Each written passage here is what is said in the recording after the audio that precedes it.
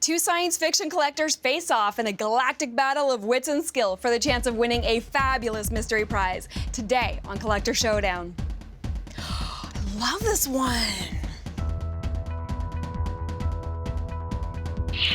Live long and prosper.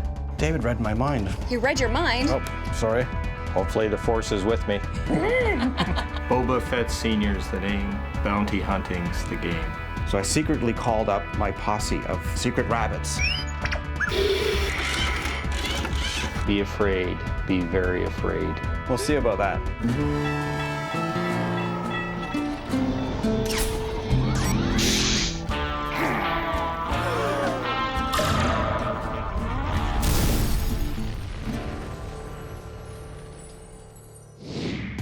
We are here at Baka Phoenix, a science fiction bookstore that's named after a reference in Frank Herbert's award-winning novel Dune.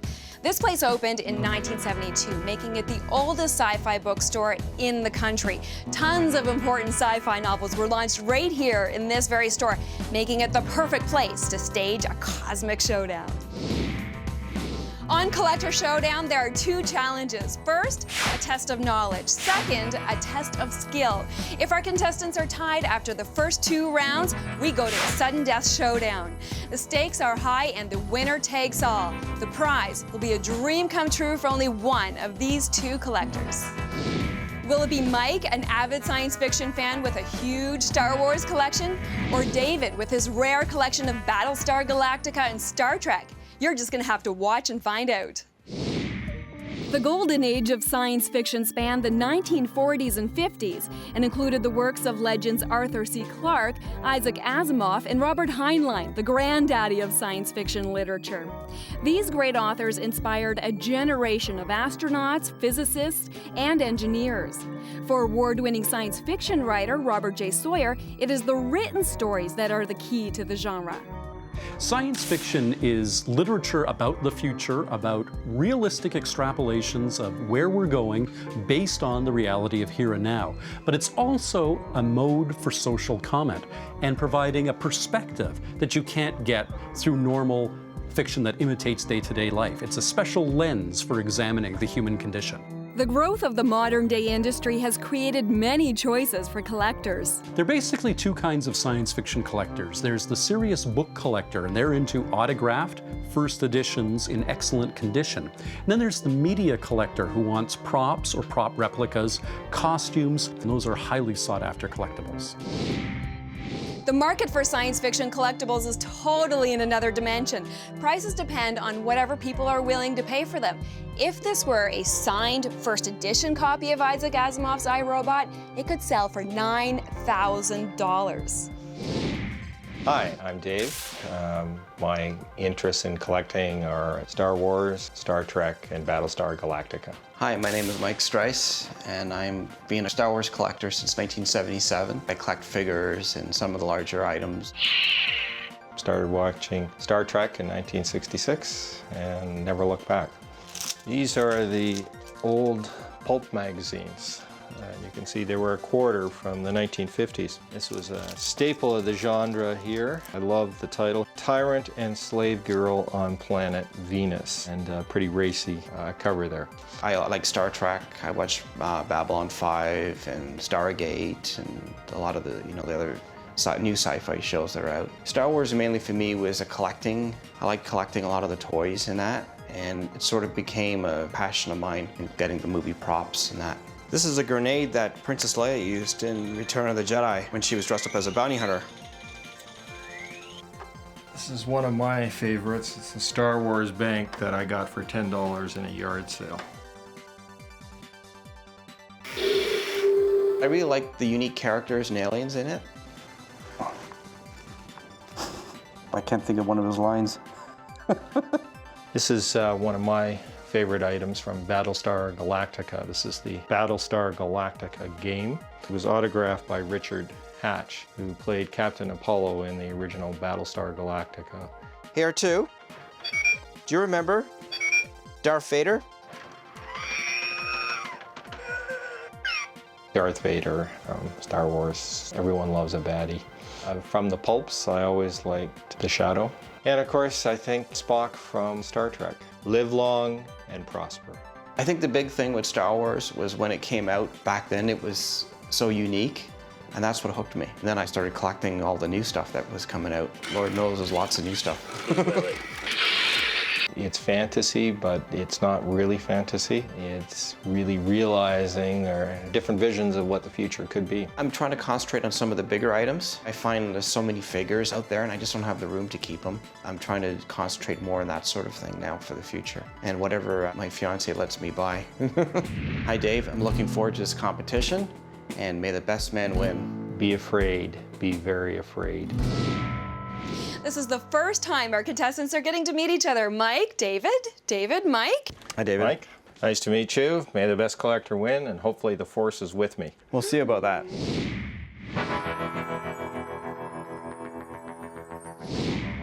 Round one is a test of knowledge. I will ask each contestant 9 questions relating to the world of science fiction. Whoever gets the most questions right wins round 1. Who were the 2 actors who portrayed Darth Vader in the original Star Wars film, A New Hope? And I want the man inside the suit and the voice.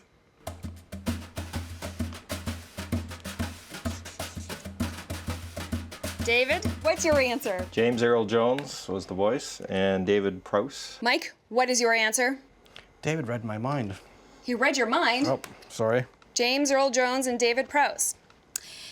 Well, you both say you know a lot, and for this question, you definitely do. David Prowse is the man who played Darth Vader inside the suit, and James Earl Jones is the man who provided the voice. You're tied 1-1. Let's move on to question number 2. This #1 best-selling 20th century science fiction novel has been filmed twice now. Once for the big screen and once for television. What's its title?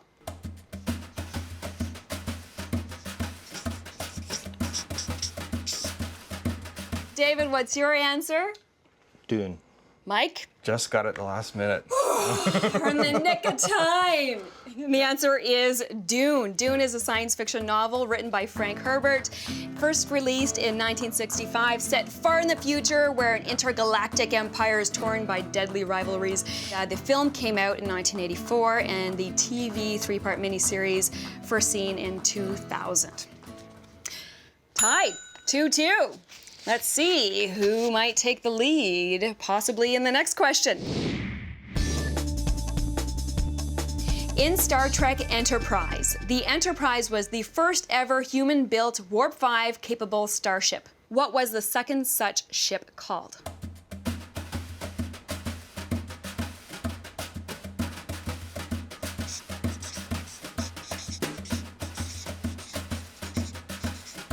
David, what's your answer? Enterprise D. What's your answer, Mike? Enterprise A. Enterprise A. The answer is Columbia. Columbia is a sister ship to Enterprise. It was in service in the fictional Star Trek universe in the mid-22nd century. Both are NX-class starships capable of achieving Warp 5 speeds. And this fictional starship was named in honor of the real-life space shuttle Columbia that broke up upon re-entry in 2003. You're still tied, 2-2. Who played the Admiral of the Battlestar Pegasus in the new Battlestar Galactica television series?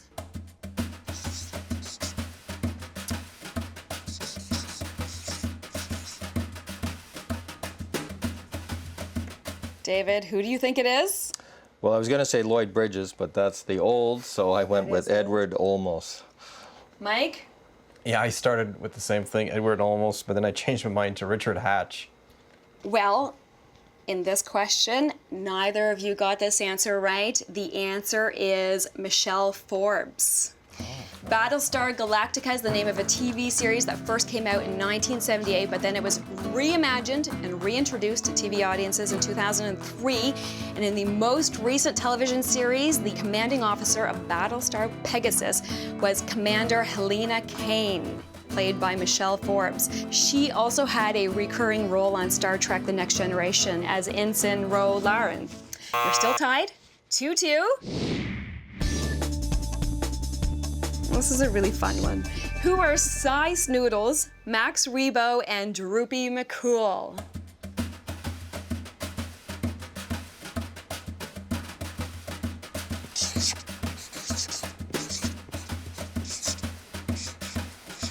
David, what is your answer? I'm drawing a blank on this, but I was going to say droids or Ewoks. Droids or Ewoks? I only want one answer in the future, but Mike, what is your answer? They're actually in Jabba's palace posse, and they're the musicians. You got the answer right. They were a posse, a band, the Max Rebo Band, and they were 3 talented alien musicians who were in Star Wars Episode 6, Return of the Jedi. On the keyboards, Max Rebo, woodwind player, Droopy McCool, and lead singer, Cy Snoodles. Mike, you are ahead. 3, David, you have 2. Lots of chances for you to catch up here, David. On Star Trek, Spock was half human and half Vulcan. What are his mother and father's names?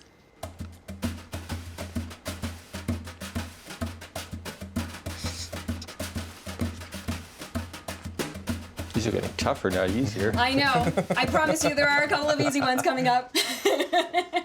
David, what's your answer? Well, I'm guessing here with a question mark, but Sarek and Marion? Mike, what's your answer? Mine is Sarek, and I don't know. Well, you both got this answer half right. You're right on the money with Sarek being the Vulcan father of Spock, but his mother's name was Amanda. She is human, and of course, Spock always had that eternal personal struggle going on between his logical Vulcan self and his more emotional human self. Neither of you got this answer right. Mike, you are still ahead. 3. David, you have 2. Who provided the voice of Yoda?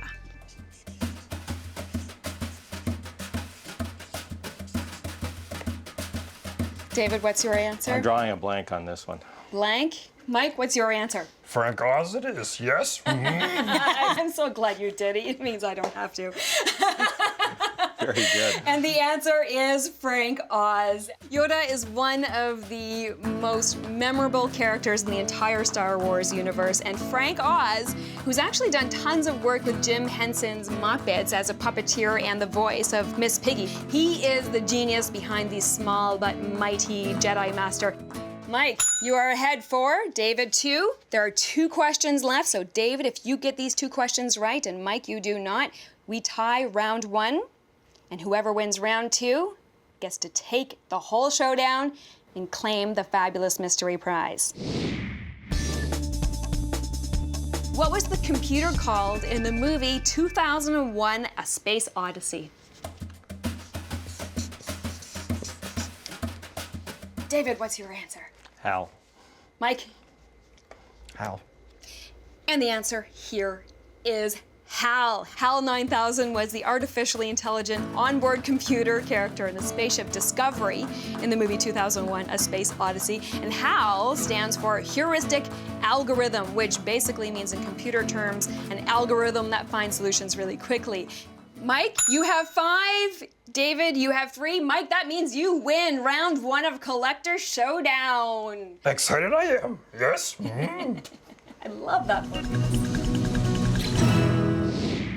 David, you can still win. If you win the next round, the test of skill, you can force the sudden death showdown tiebreaker and still get to claim that fabulous mystery prize. Hopefully the force is with me. Yeah, I'm surprised. I think I got lucky that round, and David missed a couple of the questions.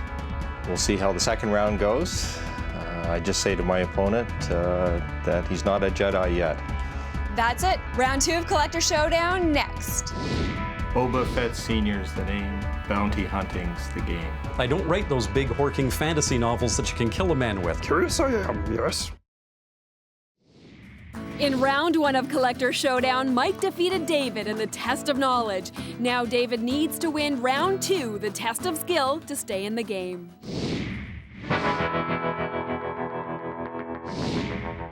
As you know, science fiction plots can be really far out there. We are going to test your imagination in this skills challenge. I'm going to provide you both with a scenario. In this scenario, you are each going to be the main character in this problematic situation, and you're going to need to find a way out of this problem by writing a monologue that's going to be the response. But there is more. Once you've completed the monologue, I want you to read it out loud and act it out. And whoever has the best solution to the problem and gives the most convincing and passionate performance will win round 2 of Collector Showdown, the skills challenge. Mike, you won round 1. So if you win this round, that's it, game over. You win Collector Showdown and get to claim the fabulous mystery prize. David, you need to win this round to force the sudden death showdown tiebreaker. I'm up for it. Well, I love science fiction, but this is a big task, and we have an expert here who is going to judge this, because I do love it, but I am no expert. So, world-famous science fiction author Robert J. Sawyer. You can see there are many books of his there on the wall. And Robert, do you have any advice for Mike and David? Yes, absolutely. The end of your story is what's going to sell it. You're going to have to come up with something that really knocks my socks off when we come to the conclusion of what you've set up. Here's the scenario. You are a galactic bounty hunter scouring the galaxies for the captain of the Siental, the untraceable evil army whose quest is to control the galaxies one planet at a time. His next target, Earth. So let your imaginations go wild. We're looking forward to this passionate performance of yours. Gentlemen, take your seats. We do want to put a little pressure on you, and we don't want this to take all day long. You have 5 minutes to come up with a story, and then you're going to deliver your performance. Starting now.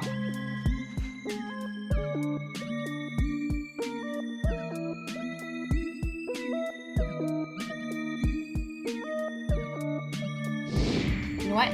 10 seconds left. I'm gonna do a countdown. 8, 7, 6, 5, 4, 3, 2, 1. Gentlemen, put down your pens. Mike, you get to go first to deliver your performance. As I made my way through the clouds, I came upon a streetcar. I jumped onto the front of the streetcar, and as I looked to the back, I saw him with the princess. So I secretly called up my posse of secret rabbits to come and help me. Tonks, Remus, Mooney, and Snuffles. Guys, you know what you have to do. So the rabbits jumped into action. They chased down the streetcar, and they were able to get in through the back and pull the princess free. Sientar came up to me, and in an evil voice he said to me, "Now, we will meet, and you will face your destiny, young one." So we began to fight. I looked around to see what I can find, and there I saw one of Robert's novels. I grabbed it and whacked him over the head with the book, and we all lived happily ever after.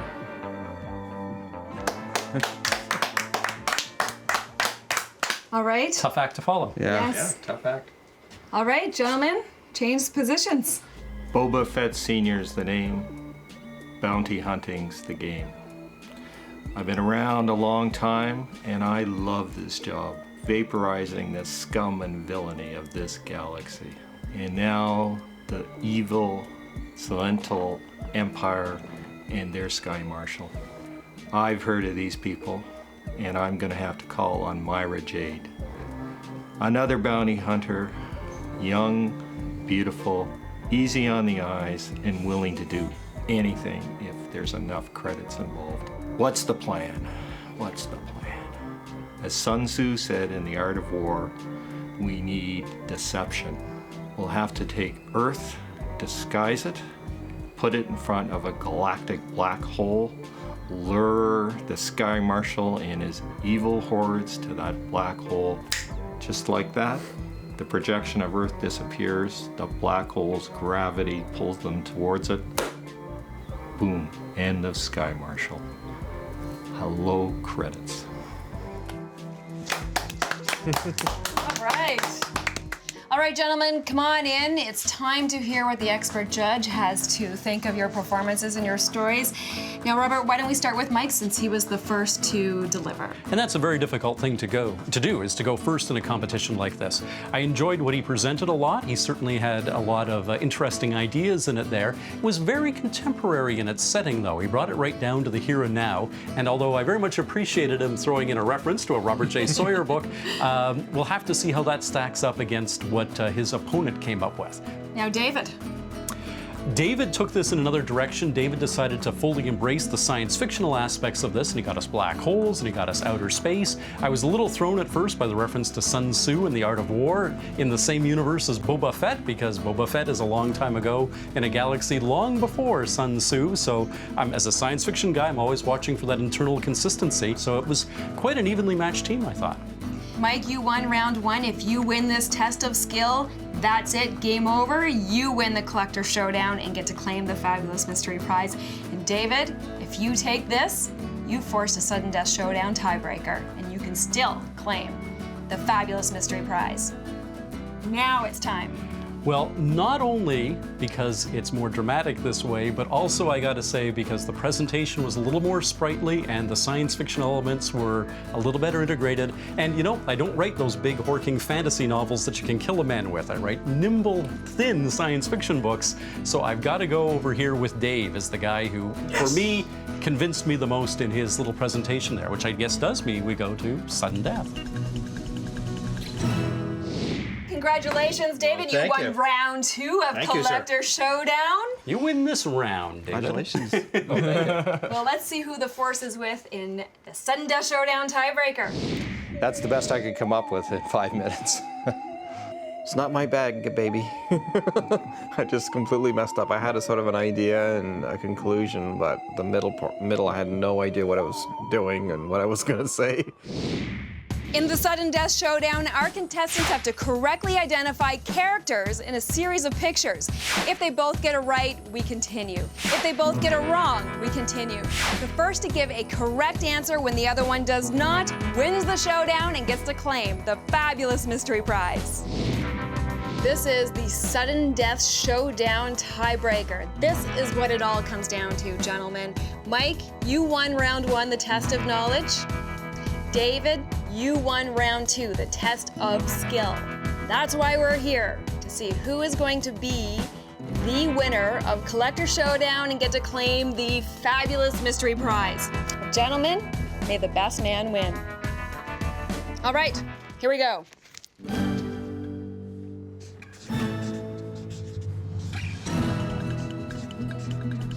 Got it. Show me your answers. Jar Jar Binks, you're both correct. Next.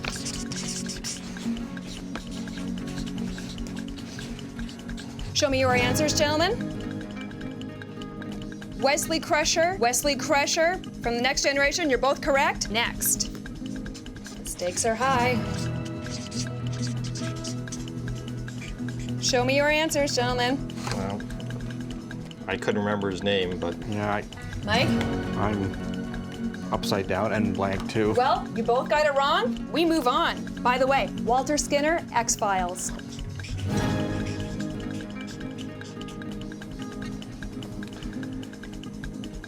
I'm just drawing a blank on this one.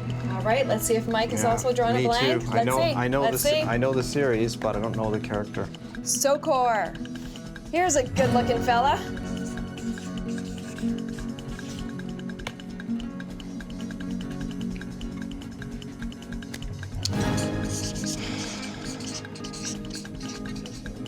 Will this be the character that will determine the winner? Show me your answers. He's one of my favorite characters. Oh, I had no idea. I thought it was Babylon 5. You're lucky he's one of your favorite characters because that is right. It is Morn from Star Trek Deep Space Nine. Congratulations, Mike. Thank you. You are the winner of Collector Showdown. Thank you. Wow. Congratulations. Thank you. You get to claim the Fabulous Mystery Prize.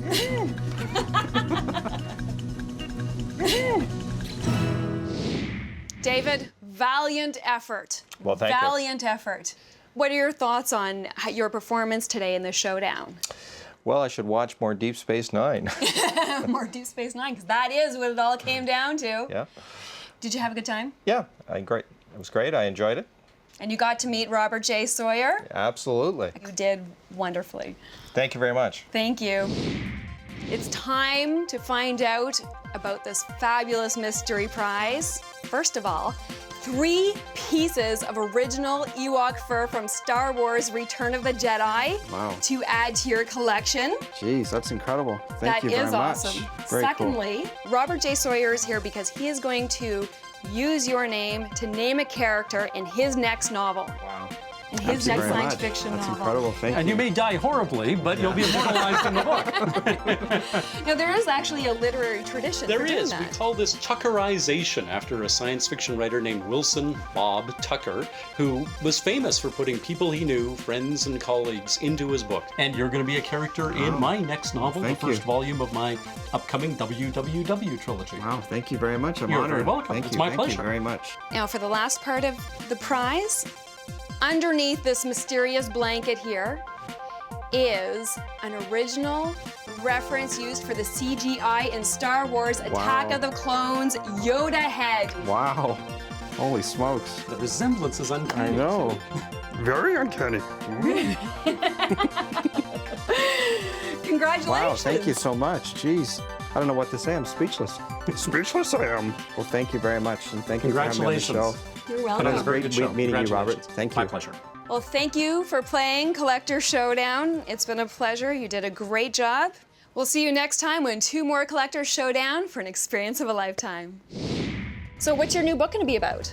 I'm doing a trilogy about the World Wide Web gaining consciousness. The series overall is going to be called the WWW trilogy. Each of the books will start with a W. The working titles are Wake, Watch, and Wonder. You'll be in the first volume of that new trilogy, Wake, when I get it finished. Oh, that's incredible. Thank you. You're welcome. That's great. And I had a great time. It was great meeting David. And enjoyed it. we're going to stay in contact afterwards as well. Sure. Yeah, I'll loan him some Deep Space Nine DVD. Yeah.